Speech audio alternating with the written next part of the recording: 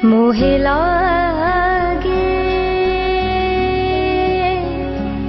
लगन गुरु चरणन की। आपने ज्ञान दिया, ज्ञान देकर मुझे सेवा का मौका देकर धन्य कर दिया। अच्छी बात है। सेवा तुम तभी समझ पाओगे जब इस ज्ञान का अनुभव करोगे। कई लोग हैं सेवा में लग जाते हैं, ज्ञान का अभ्यास नहीं करते हैं, वो ज्यादा दिन सेवा नहीं कर पाएंगे। ये समझ लो उनकी रेल चल दी, वो ज्यादा दिन नहीं टकेंगे। हमको मालूम है, तुमको मालूम ना हो, हमको मालूम है। हमने देखा है सेवा में लगे हुए, वो भजन नहीं कर रहे हैं, ज्ञान का आनंद नहीं ले रहे हैं। गए। जो ज्ञान का भी आनंद लेता है वो सेवा का भी आनंद लेगा, वो सत्संग का भी आनंद लेगा।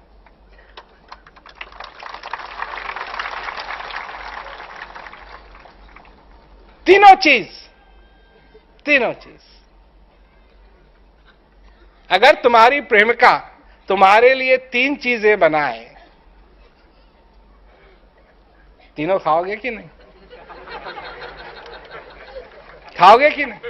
अब एक छोड़ दोगे तो फिर लेने के देने पड़ेंगे। तीनों खाओगे तुम भी।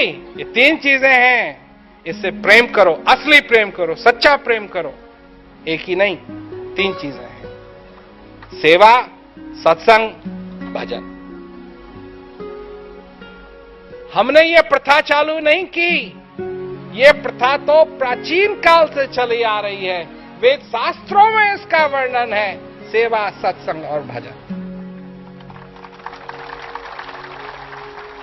आज ये तो हमारा सौभाग्य है कि हम तुमको ये बात समझा सकते हैं और स्पष्ट समझा सकते हैं।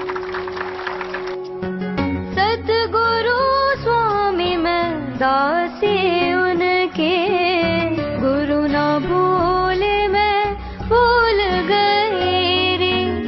सार छाड़िए सार से लिपटे, धिक में मति मंद बई रे।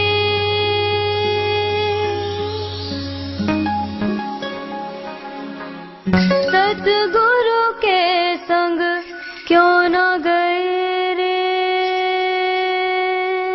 मोहे लागे